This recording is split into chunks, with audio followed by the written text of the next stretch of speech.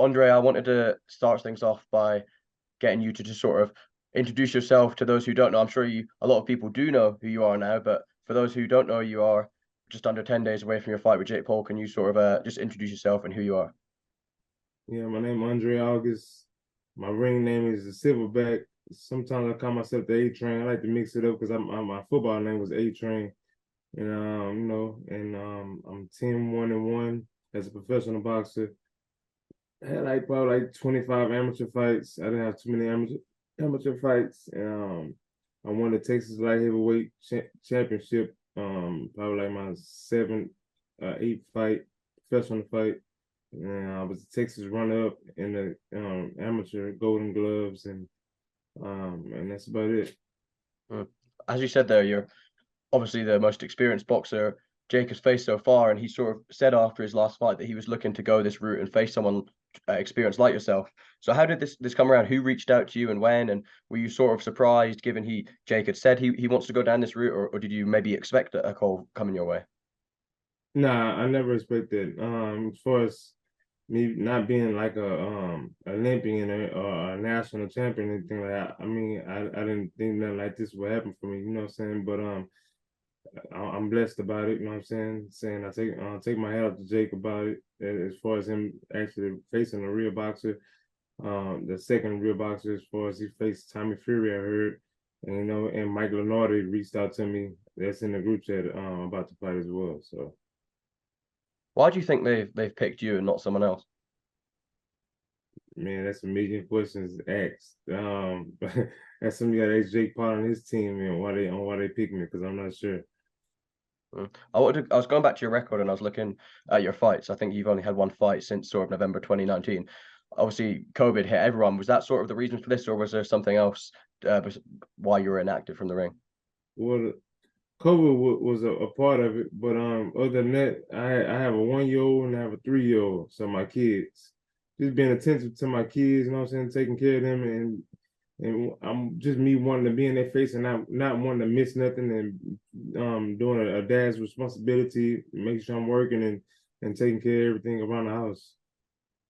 Is it safe to say that this fight with Jake will set you up financially much more than any of the other ones? And it's safe to say maybe you're getting paid as much for this fight as you have done in your entire sort of boxing career. For sure, for sure, for sure. It's Jake Paul, man. So yeah, that's what I say. He's really doing something for the boxing game, It's so yeah, like I said, I take my hat off to him for it. So yeah. I think this fight is taking place at 200 pounds, if I'm not mistaken. And I was wondering what the sort of rounds are. And given that weight, I think a lot of your fights took place at 175. It's sort of been a comfortable weight for you. You probably, I don't know if you even need to have a weight cut. So what's the sort of rounds for this fight too? How are we looking? Yeah, it's my walk around weight. My walk around weight. And to be honest, I actually back in when the 4 year layoff I did, I actually got all the way up to 218. I never thought I can get that high. But this is my walk around weight, so I'm comfortable with it. Mm. What do you think of firstly Jake as a boxer? I'm guessing you obviously it's hard to say him as a person because you don't know him as a person, but his sort of online persona and him as a boxer are two different things because he does take the sport very seriously, but online he acts like a bit of a clown and whatnot. Would you agree? Yeah, I agree. From what I've seen, I really don't keep up with the social media part, but I seen him come into my picture yesterday. He said, "I love when you hush me, Daddy," because they made me post a picture like this, and he made a comment and said, "I love when you hush me, Daddy." I liked the comment.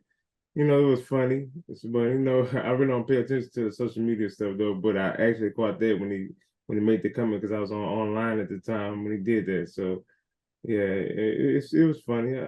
Jokes and playful games are cool from time to time, but when it's about business on December 15th, then it's all the games are out the window. We just got to rock and roll from there. What has the reaction from your friends and family been like when this fight was announced? I guess in there they're all very happy for you, but obviously it's just half of the job done. Is the fight's booked now? You need to go in there and do the business, right? Yeah, everybody was excited to hear about it after I couldn't say anything for a while because we had an NDA involved, but everybody was excited, man, and everybody ready for me to do what I usually would do, which is going in and take care of business. What did you make of? I think this is quite a common thing to do when people don't know who a boxer is. They go and look at their training footage, look at past fights. But what have you made of sort of the keyboard warriors who have gone to training clips? I know there's one of you hitting a bag and said, "Oh, this guy can't fight. Like Jake's just fighting a bum, and it's an easy win." Do you even pay any attention to that, or is it just noise to you? Yeah, it's just people really just don't know. You know, they got a lot of Twitter fingers out there, like the guy said from last time. A lot of people just on social media just text and want to just have something to say, just to be seen, and don't know boxing. You know what I'm saying? Until you actually get in the ring yourself, and then talk from there. And once you actually get in the ring, if you're an actual boxer or you actually be doing any kind of fighting with MMA or boxing or street fighting or anything like that, then you can actually say how you feel. But other than that, I can't pay attention to anybody that just be texting or saying anything from that perspective, but they're not actually doing what we're doing. Mm. What do you think the weakest and strongest part of Jake's boxing game is? I don't. And they ask that all the time too. I don't watch them. I seen some clips of them. Seen some clips of them online on social media, but other than that, I'm so busy trying to perfect myself. I don't pay attention to him like that, so I can't tell you. So is it safe to say you didn't watch any of his past recent fights? No, I haven't watched any of his fights.